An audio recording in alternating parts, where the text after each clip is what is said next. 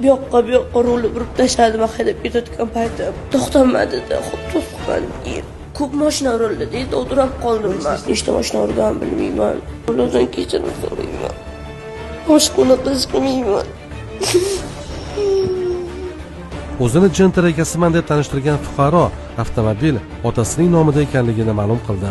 Transport vositasi menga tegishli adam nomlarida. Haydasam bo'ladimi dedi. Haydayin dedim. Shu bilan ashnaqa DTP bo'lib qoldi. Qochdik. Yo'lda Damas urib oldi. Undan keyin Sobrahim mo'stda o'tgandan keyin to'xtab qoldik. Svetoforda probkada qolib ketdik. Orqaga razvorot qilib streshni qaytdik. Keyin o'shanda 5 ta 6 ta mashinani DTP qildik. Qilgan ishimdan pushaymonman. Kechirim so'rayman. Qilgan ishimizdan jabrlangan odamlardan ham kechirishlarini so'rayman. Qaytarmay boshqa.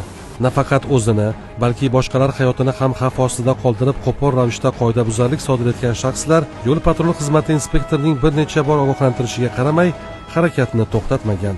Davlat raqamlarini yechib olib harakatlangan qoidabuzarlar ichki ishlar organi xodimining qonuniy talabiga bo'ysunmay qarshilik ko'rsatgan. Sodir bo'lgan yo'l transport hodisasi oqibatida bir nafar haydovchiga tez tibbiy yordam ko'rsatilgan. 2025-yili 19-aprel kuni soat taxminan 07:10 qora rangli Gentra o'zi bilan bir qatorda harakatlanib kelayotgan bir qancha transport vositalariga xavfli holatda o'tirgan holda texnik shikast yetkazganligi sababli ushbu avtoulovga maxsus qurilma orqali, ya'ni ro'par orqali to'xtash ishorasi berilganda avtoulov harakat tezligini yanada oshirib, yashirinishga harakat qildi. Mazkur holat yuzasidan haydovchi bilan tekshiruv ishlari olib borganimizda avtoulov boshqarish huquqini beruvchi me'yor hujjatlar yo'qligi, bundan tashqari avtoulovning davlat raqam belgisi yo'qligi aniqlandi. Tekshiruvlar davomida avtoulov davlat raqam belgisi yukxonasidan chiqib keldi. Yaxshiyam bu holatda yo'l patrul xizmati inspektori tezkor qaror qabul qilib, qoidabuzarlarni to'xtatishga hamda vaziyatni o'z nazorati ostiga olishga erishdi. Aks holda voqea yanada ayanchli yakun topishi mumkin edi. Sababi avtomobilni noqonuniy tarzda boshqargan ayol sarxush holatda bo'lgan. Ichkaman men, to'g'ri ichkaman men kecha. Tan olaman uni. Boshqani qilmayman, spirtni. Boshqani qilmayman.